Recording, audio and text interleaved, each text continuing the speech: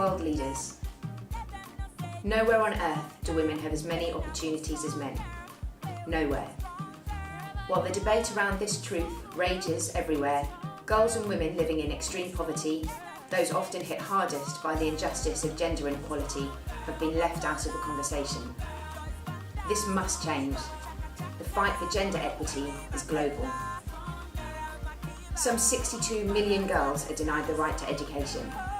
500 million women can't read, and 155 countries still have laws that discriminate against women. Last year, world leaders signed up to end extreme poverty, and because poverty is sexist, they promised to tackle the gender inequality that keeps people poor. This year, there are a series of historic opportunities to test their commitment and to make meaningful progress. By delivering funding at the Nutrition for Growth and Global Fund Summits to help girls and women fight HIV and malnutrition, because it's an outrage that girls account for 74% of all new HIV infections amongst adolescents in Africa, and 40% of women on the continent suffer from anemia, which results in 20% of maternal deaths. We need policies which support female economic empowerment, access to electricity, connectivity, education and justice, so girls and women have the right to own property, start a business and decide when and whether to marry. And we need better data on the girls and women we can't see, don't know exist and therefore can't deliver for. This campaign is about advancing girls and women everywhere.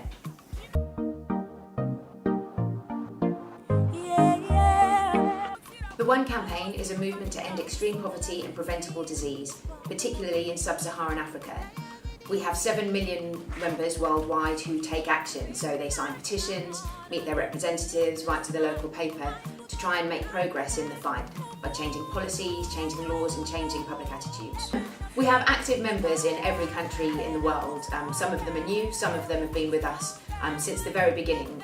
We're a very young organisation, but we've grown year on year and we've had some really great impact. We've seen laws pass in the US. Around the UK election last year, we saw more than half of the new parliament sign up to agree that they would do everything they can to help end extreme poverty. We've just been working on the anti-corruption summit and have seen progress across Africa and Europe in terms of transparency and fighting the $1 trillion scandal that sees a huge amount of money siphoned from developing countries through corruption that's facilitated by the UK, by Europe and by the US. We have 300 youth ambassadors across Europe who will go the extra mile. They meet their representatives, they're meeting in Paris for a summit in 2 weeks to take action and to really raise awareness of the issues that we work on. And we do a lot of work around gender equity because we know that poverty is sexist. We won't be able to achieve our ultimate goal of ending extreme poverty unless we take into consideration the fact that women and girls everywhere are hit hardest by the effects of extreme poverty.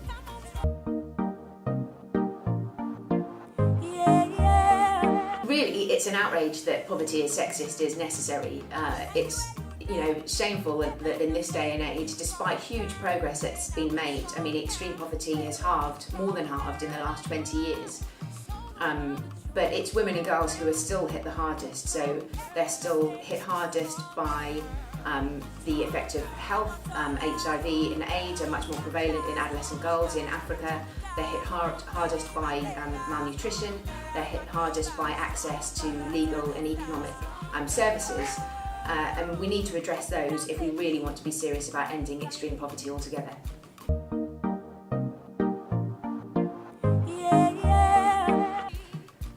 There are two sides to the campaign really, one getting the public behind us and getting them to join the fight, and the other is having some political impact.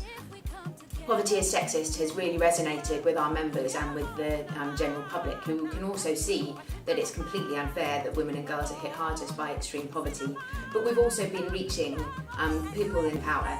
So we delivered a version of the Poverty is Sexist petition last year to leaders at the G7 summit and at the African Union summit.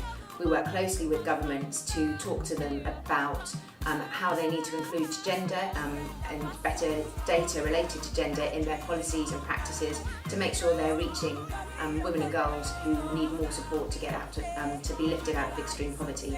And we've got a lot of support from really big names who are backing the campaign. So people have signed the letter from Muhammad Ali to Meryl Streep. And so we use our members, our high-profile supporters, and the media to really target the people in power who can make a difference.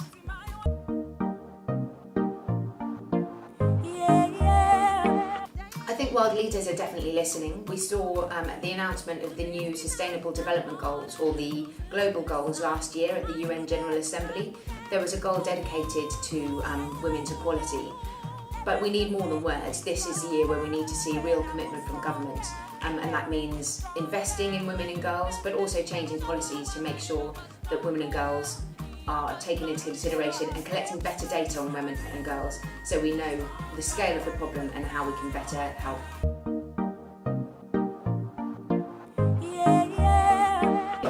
We're an organisation that thinks about justice and equality. Our ideal is that we'll have a future without extreme poverty and preventable diseases, and a huge part of that is making sure that women and girls are at the heart of that fight. So an ideal future for us would be no one anywhere living in extreme poverty, but women and girls especially having access to education, to healthcare, and to economic and legal right to ensure that they can take control of their own lives by starting businesses, owning land, and again deciding when and whether to marry or to have children. And I think if all of those pieces come together, we will see a world by 2030 where there is no more extreme poverty.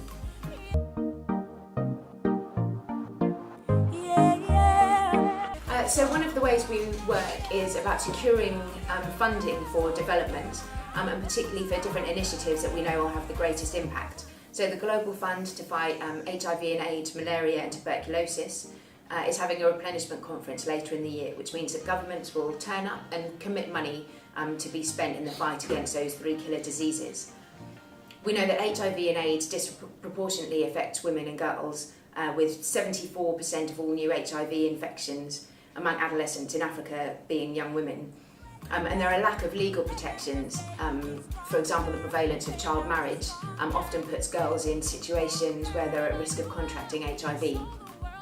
In sub-Saharan Africa, around 20% of stillbirths are associated with malaria and pregnancy, and the most susceptible to malaria are children under 5 and pregnant women. And in 2014, an estimated 480,000 women died as a result of TB, and nearly 1/3 of those were HIV positive. So we need to make smart investments to make headway against these diseases, with specific targets for girls and women.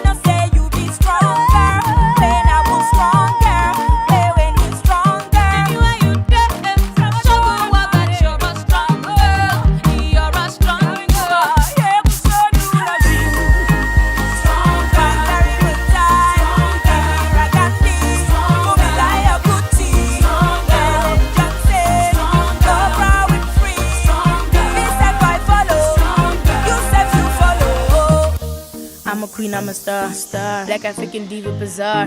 Us women, we're shining like stars. Start from the bottom and rise from the top. You're wonderful, loving and strong. Nothing is stronger than a woman's worth. I'm the piece of the puzzle that's missing, baby. I completed the earth. Call me Sheba, but just come and marry my Keba. See, we run the world. Show some love to a strong girl.